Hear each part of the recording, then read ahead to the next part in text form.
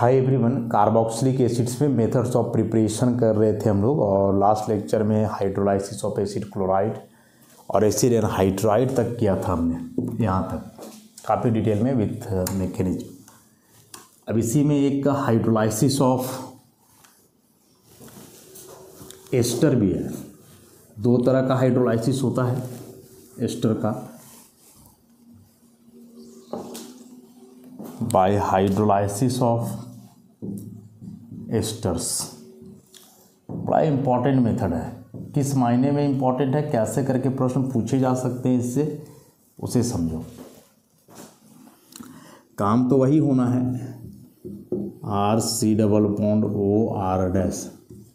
Ester is also an electrophilic species but not like that like carbonyl compound acid chloride. उनके जैसा electrophilic nature का नहीं है, लेकिन है, कम है इलेक्ट्रोफिलिसिटी। वजह साफ है, बगल में ऑक्सीजन है, अपना पाई इलेक्ट्रॉन शिफ्ट करेगा, डिलोकलाइज करेगा, लोन पेयर देगा इधर, तो इसके प्लस चार्ज को डिस्पर्स करेगा। मतलब ऐसे होता था ना, यहाँ शिफ्ट करेगा तो हम लोग को लगेगा कार्बन पे प्लस आया तो इलेक्ट्रोफाइल बन गया, माइनस यहाँ आ गया प्लस, और ये हो जाएगा O और R डैश। ऐसे ही तुरंत से ही दे देगा अपना, तो RCO minus double bond OR dash plus. आने नहीं देगा, तो इसको ओवरऑल देखोगे तो फिर ऐसे हो जाना चाहिए OR डैश, यहाँ पार्शियल प्लस पार्शियल माइनस, यहाँ तो फिर कोई चार्ज नहीं आ पाएगा। तो इस वजह से जो है इलेक्ट्रोफिलिसिटी इसका थोड़ा कम होता है। चलना वैसे ही है। अब इलेक्ट्रोफिलिसिटी कम है, इसलिए यह रिएक्शन जनरली एसिड या बेस के प्रेजेंस में होता है।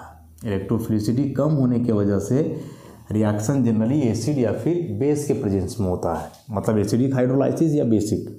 अब यदि एसिडिक हाइड्रोलाइसिस पहले करें तो वह स्टेप रिवर्सिबल होता है फर्स्ट ऑफ ऑल। तो एसिडिक हाइड्रोलाइसिस में क्या होगा कि सबसे पहले यह एसिड का प्रोटॉन जाके ऑक्सीजन से जुड़ेगा, कार्बोनिल के इलेक्ट्रोफिलिसिटी को इन्हांस करेगा, बढ़ाएगा, प्लस आ जाएगा OR डैश। अब ऑप्शन पे प्लस आया, तुरंत से पाई को विड्रॉ करेगा और फिर यहाँ अब काम होगा, H2O एज न्यूक्लियोफाइल अटैक करेगा, तो RCOH, फिर यहाँ से OR डैश OH2, ऐसा। अब अगेन यहाँ क्या होगा कि इसके ई को हम लोग हटाएंगे यहाँ से, प्रोटॉन को। अब यह प्रोटॉन जाएगा कहाँ, तो लोन पेयर यहाँ भी ऑप्शन पे भी है, यहाँ भी है, तो जिसका लोन पेयर इजीली अवेलेबल है उसको वो इसको एब्स्ट्रैक्ट करेगा। तो यहाँ ऑप्शन के बगल में हाइड्रोजन है, यहाँ ऑप्शन के बगल में अल्काइल है। अब अल्काइल भी इलेक्ट्रॉन डोनेटिंग है, तो उस हिसाब से ऑक्सीजन के इलेक्ट्रॉन डेंसिटी को बढ़ाएगा, तो यहाँ यह ऑक्सीजन अपने लोन पेयर से इसको लेगा, तो हो जाएगा RCOH, और अगेन यहाँ OH OR डैश, एक लोन पेयर यहाँ जुड़ गया H प्लस। तो एक ऑप्शन से हट करके प्लस दूसरे पे गया, इंट्रामोलिकुलर प्रोटॉन ट्रांसफर हुआ है, कुछ हुआ नहीं है इसमें रिवर्सिबल नेचर का। तो अगेन यह बॉन्ड इस बार यहाँ से टूटेगा, कार्बन ऑक्सीजन का बॉन्ड इस बार ज़्यादा पोलर निकल गया ऑक्सीजन हाइड्रोजन का बॉन्ड से, इसीलिए पूछा जा सकता है ना कि अगेन हाइड्रोजन का ही बॉन्ड क्यों नहीं टूटेगा, कार्बन का ही क्यों, क्योंकि यह बॉन्ड अब ज़्यादा पोलर हो गया, इससे लेंथ भी ज़्यादा होगा। तो फिर इस कार्बन का जो अभी 4 बॉन्ड देख रहे हो, एक हटेगा तो 3 ही बचने वाला है, तो फिर इसको पूरा करने के लिए ऑप्शन का लोन पेयर आएगा यार। तो ये RC डबल बॉन्ड OH, नीचे बचा OH, यहाँ से बाहर हो गया R डैश OH, अल्कोहल। अब फाइनली यहाँ तो लोन पेयर एक ही बचेगा, प्लस इसका डीप्रोटोनेशन होगा।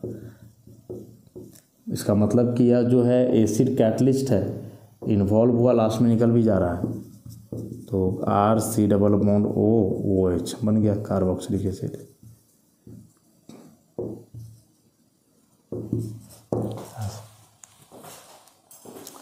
तो यही था इसमें कि एसिड हाइड्रोलाइसिस करोगे, रिवर्सिबल है प्रोसेस, और इस तरह से जो है स्टेप्स आगे प्रोसीड करेगा। पहले प्रोटोनेशन होगा, तब बिना एसिड बेस के प्रेजेंस में डायरेक्ट इसका हाइड्रोलाइसिस पॉसिबल नहीं है। वजह बता दिए, इलेक्ट्रोफिलिसिटी इसका काफ़ी कम है। एसिड क्लोराइड के जैसा या एनहाइड्राइड के जैसा डायरेक्ट नहीं हो सकता है इसका हाइड्रोलाइसिस।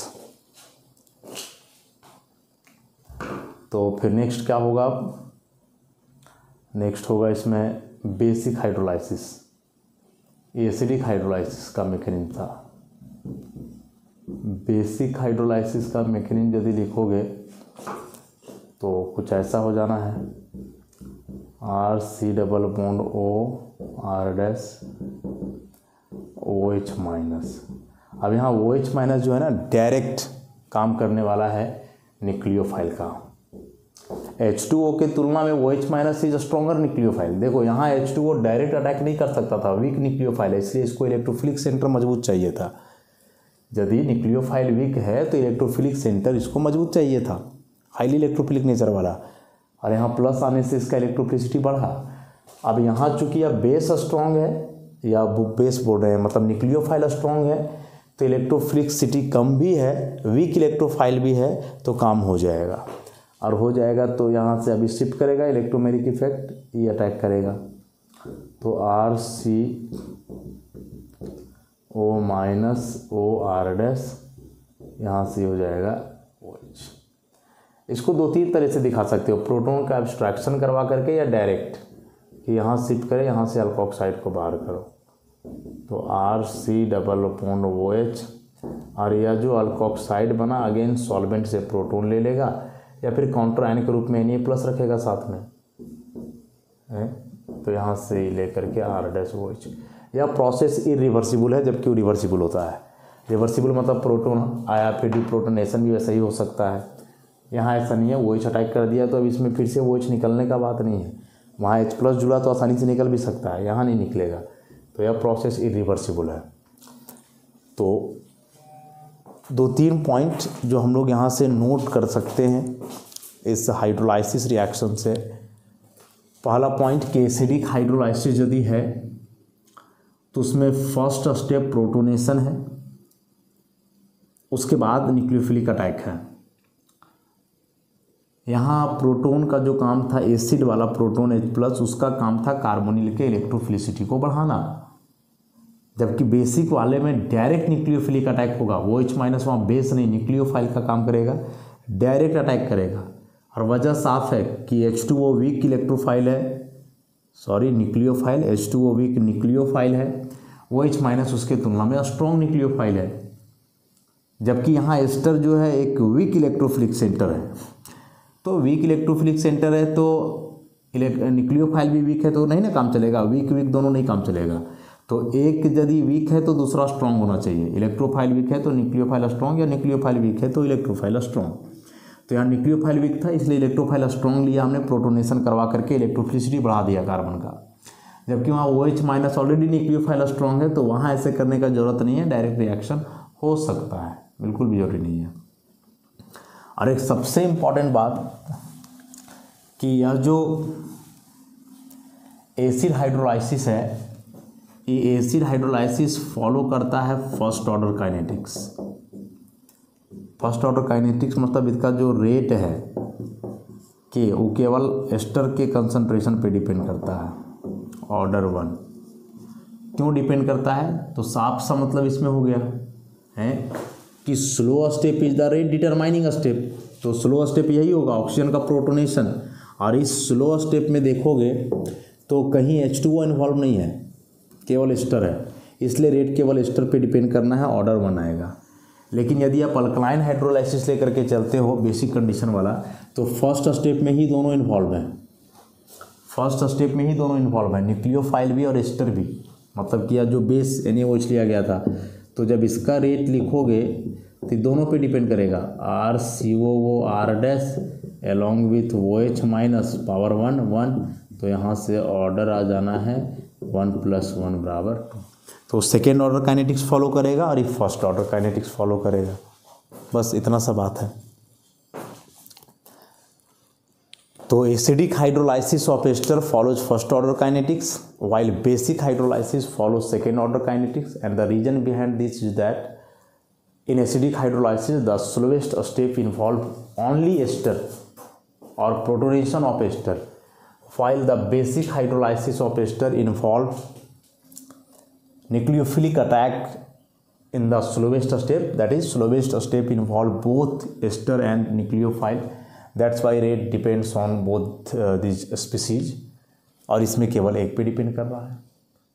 ठीक है, तो क्वेश्चन पूछने के लिए और सोचने के लिए चलोगे तो बड़ा ही कंसेप्ट बनने वाला है। बोले कि नहीं सोचोगे और नहीं दिमाग लगाओगे तो फिर तो कुछ करना ही नहीं है, बड़ा आसान सा है, फिर ज़्यादा सोचने का ज़रूरत भी नहीं पड़ेगा। बस इतना सा बात है। क्वेश्चन पूछने के लिए कई तरीके से पूछेगा। नोट्स में इतना कंटेंट नहीं मिलने वाला है, नोट्स में इतना मैकेनिज्म बताना लिखना पॉसिबल नहीं है वीडियोज के थ्रू। तो क्या क्वेश्चन बन सकता है इससे?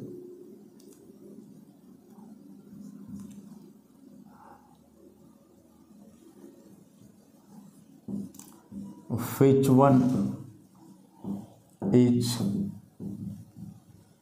Incorrect statement?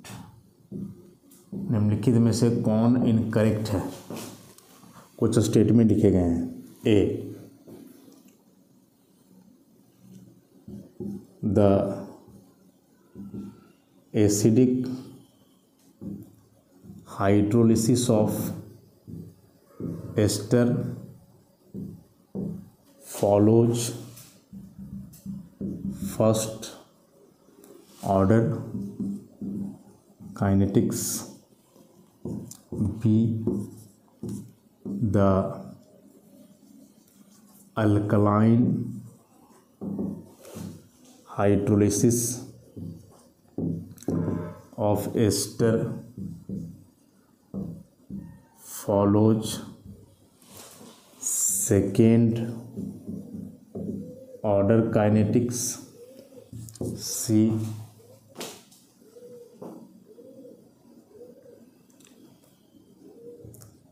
in alkaline hydrolysis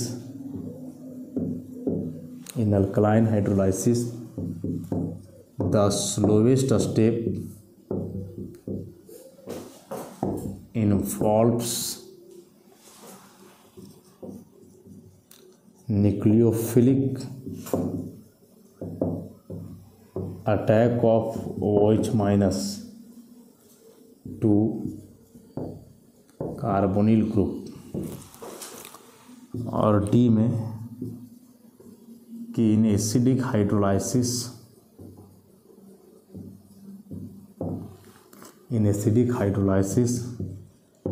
the slowest step involves the nucleophilic attack of H2O to carbonyl group. 4 statement दिए हुए, पूछ रहे इनमें से कौन सा स्टेटमेंट सही नहीं है, इनकरेक्ट है, ऐसे करके क्वेश्चन है। तो पहला स्टेटमेंट है कि acidic hydrolysis of ester first order kinetics, बिल्कुल सही है। अभी हम लोग देखें alkaline hydrolysis second order kinetics. In alkaline hydrolysis the slowest step involve nucleophilic attack of OH- to carbonyl. तो यहीं से है कि यदि alkaline hydrolysis second order kinetics follow कर रहा है तो डेफिनेटली स्लोवेस्ट स्टेप में न्यूक्लियोफाइल भी आएगा और वह एस्टर भी आएगा, तो ये भी सही है। यहाँ कि यदि अब फर्स्ट ऑर्डर था तो फिर इसमें स्लोवेस्ट स्टेप में कैसे H2O इन्वॉल्व होगा तो इसका भी सेकेंड ऑर्डर आ जाएगा, लेकिन एक्सपेरिमेंट तो कहते हैं कि फर्स्ट ऑर्डर है, तो ये वाला स्टेप हो गया गलत, बाकी सब ठीक है। मतलब correct answer is this. Incorrect ही पूछा था ना, इनकरेक्ट स्टेटमेंट ऐसे। तो ऐसे करके क्वेश्चन जो है पूछा जा सकता है। इन क्वेश्चंस को नोट करते चलोगे क्योंकि ये नोट्स में नहीं है, इसलिए ऐसे क्वेश्चन को ध्यान में रखते चलना है।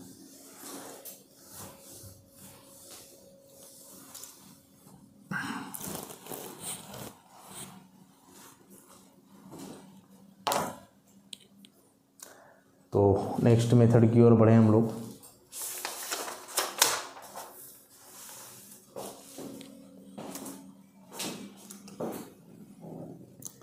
Bye hydrolysis of terminal try halogen derivatives. Terminal try halogen derivatives का हाइड्रोलाइसिस से भी जो है बन सकता है। ट्राई हैलोजन डेरिवेटिव्स किसका होगा, तो हाइड्रोकार्बन का, हाइड्रोकार्बन अल्केन वगैरह बेसिकली। कैसे होगा रिएक्शन, तो जैसे इस तरह का सिस्टम लिया जाए RCXXX, so this is 111 ट्राइहेलाइड। अब यहाँ सिंपल सा न्यूक्लियोफिलिक सब्स्टिट्यूशन होना है। पहले NaOH एक्वस 3 मोल लेंगे, न्यूक्लियोफिलिक सब्स्टिट्यूशन रिएक्शन। तो जैसा हम लोग जानते हैं OH-X निकलेगा, ये ऐसे करके अटैक करते जाएगा SN1 SN2 कुछ भी। यहाँ तो SN2 ही होने वाला है, क्योंकि SN1 के लिए जो कार्बोकेटायन बनता है तो यहाँ नहीं बनेगा कार्बोकेटायन, क्योंकि कार्बन से स्ट्रॉन्ग इलेक्ट्रॉन विड्रॉइंग ग्रुप रहेंगे ना हैलोजन, तो इस तरह का ग्रुप कार्बोकेटायन से जुड़ा रहेगा तो फिर तो अनस्टेबल हो जाएगा। तो SN1 नहीं, बेसिकली फॉलो करेगा SN2 पाथ, और एक एक करके ऐसे ही वो जुड़ते जाना है। और क्या, COH 2 हैलोजन बचेंगे, फिर से ऐसे ही चलेगा, OH- फिर से अटैक करेगा, RCOH OHX, फिर से OH- एक और X बाहर यहाँ, तो RCOH OH ऐसा। अब एक कार्बन पर 3 OH कभी भी पॉसिबल नहीं है, कभी नहीं। इस टाइप का कंपाउंड हाईली अनस्टेबल होता है, इंट्रामोलिकुलर डिहाइड्रेशन होगा, इंट्रामोलिकुलर डिहाइड्रेशन होगा। अरे पूरा ग्रुप बाहर हो जाएगा यहाँ से। इसको बाहर कर दो इतना, और क्या, OH- H2O, तो RC double bond OH carboxylic acid.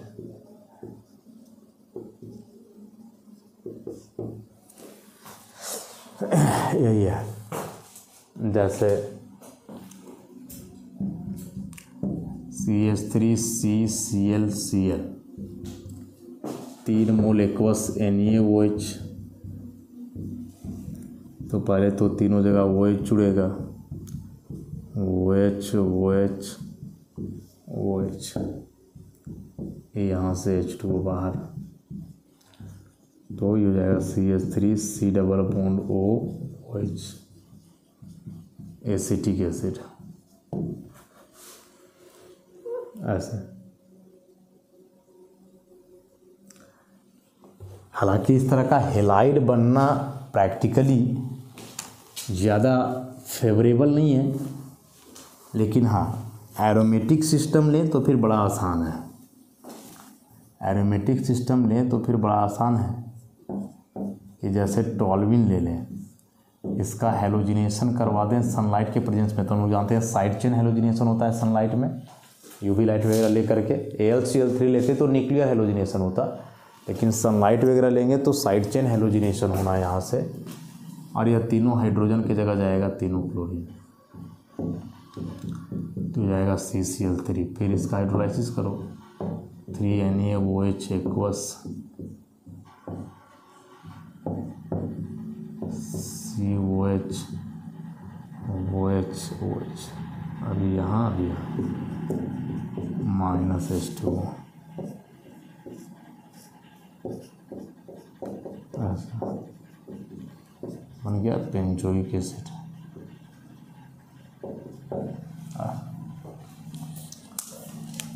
तो यह एक मेथड था।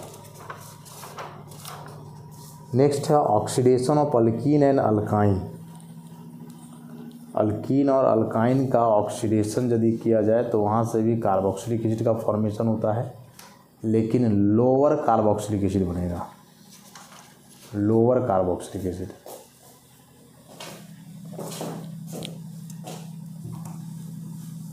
बॉन्ड ब्रेकिंग होता है, स्ट्रॉन्ग ऑक्सीडाइजिंग एजेंट लेना होगा।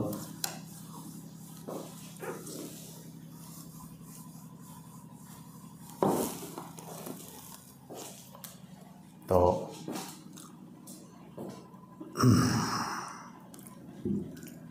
by oxidation of alkenes and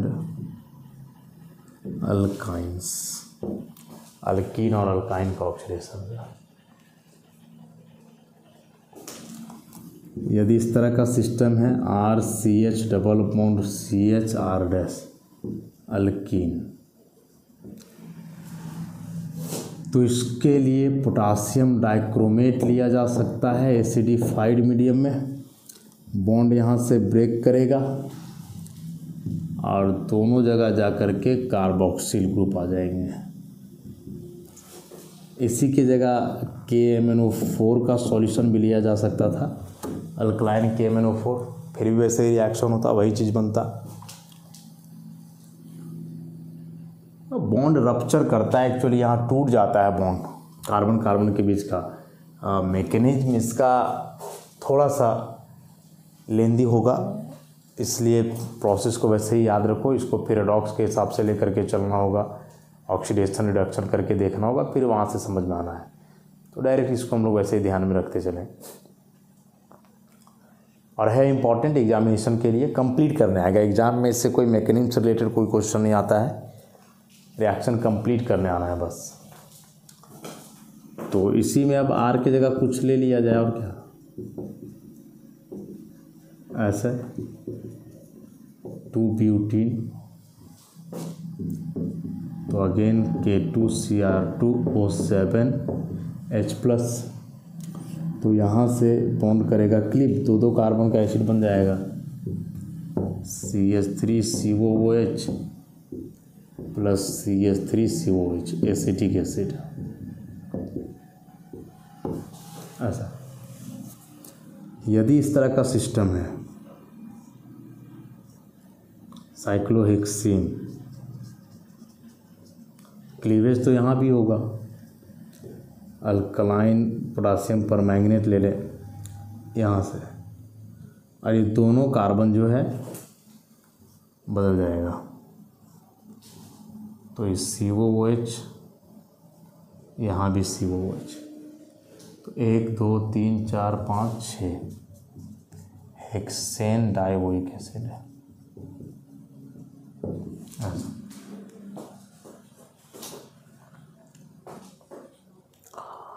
तो ये हुआ अल्कीन का ऑक्सीडेशन हो तब। ऐसे ही अल्काइन का ऑक्सीडेशन, तो अल्काइन का ऑक्सीडेशन इन रिएजेंट से नहीं होता है, ओजोन से होता है। मतलब कि अल्काइन का ओजोनोलाइसिस करते हुए हाइड्रोलाइसिस किया जाए, तब वह जाकर के जो है वहाँ फॉर्मेशन होता है कार्बोक्सिलिक एसिड का। अल्काइन से यदि बनाओगे तो इसमें पहले ओजोनोलाइसिस, तो ओजोन भी एक प्रकार का ऑक्सीडाइजिंग एजेंट ही है, और बाद में hydrolysis,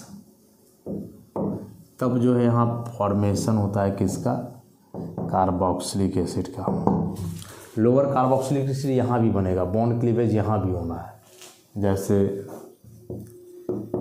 C2H5C triple bond C CH3 unsymmetrical लिए, O3, उसके बाद इसका हाइड्रोलाइसिस। जैसे अल्कीन का ऑक्सीडेशन ओजोनोलाइसिस होता था, वैसे ही अल्काइन के लिए भी पाइप सिस्टम में भी है। यहाँ से बॉन्ड ब्रेक करेगा, ये 3 कार्बन का एसिड बन जाएगा C2H5COOH, इधर 2 कार्बन का CH3COOH। ऐसा फिर मान लो एरोमेटिक के लिए भी लिया जा सकता है, ऐसे फिनाइल प्रोपाइन O3H2O, तो यहाँ भी वैसे ही बॉन्ड क्लिप करेगा, और एक बनेगा बेंजोइक एसिड और दूसरा आ जाएगा एसिटिक एसिड। ऐसे अल्कीन का ऑक्सीडेशन इसमें है इम्पॉर्टेंट। अल्कीन का जो ऑक्सीडेशन होता है और उससे जो फॉर्मेशन होगा कार्बोक्सिलिक एसिड का, वह इम्पॉर्टेंट रिएक्शन है। और एक इसमें एसिड अमाइड का हाइड्रोलाइसिस, जो ऑलरेडी हम लोग साइनाइड में देख चुके हैं कि साइनाइड का जब हाइड्रोलाइसिस करके कार्बोक्सिलिक एसिड बनता था तो डायरेक्ट नहीं, बीच में तो अमाइड का फॉर्मेशन ही रहा था। अब अमाइड अलग से लेकर के भी हाइड्रोलाइज किया जा सकता है, bye hydrolysis of amides, amide का हाइड्रोलाइसिस से ऑब्वियसली एसिडिक मीडियम होगा। इस तरह का कोई प्राइमरी अमाइड है तो अमाइड में primary amide 1 degree acid amide, ऐसा एसिडिक मीडियम में हाइड्रोलाइसिस। तो एसिडिक मीडियम में सबसे पहले प्रोटोनेशन इसका, तो RCOH ऐसा NH2 यहाँ से हटेगा, इलेक्ट्रोफिलिक सेंटर जनरेट क्रिएट होगा, अटैक करेगा RCOH NH2OH। मैकेनिज्म देख चुके हैं एक बार, फिर भी यहाँ से तो RCOH नीचे भी OH और ये हो जाएगा NH3 पे प्लस। अब यहाँ से NH3 निकलेगा, इसको स्टेबलाइज करेगा तो RCOH प्लस आ जाएगा OH। फाइनली यहाँ से डीप्रोटोनेशन होगा -H प्लस, तो RC⋯OH। तो एसिड अमाइड का हाइड्रोलाइसिस से भी बन सकता है कार्बोक्सिलिक एसिड। तो हाइड्रोलाइसिस के बहुत सारे प्रोसेस हो गए इसमें, ester, acid chloride, acid amide, पिस्म ऑक्सीडेशन वगैरह। में लगता है एक लेक्चर और चलेगा प्रिपरेशन के लिए, तो उसे हम लोग कंटिन्यू करते हैं आगे से। आज के लिए इतना ही, धन्यवाद।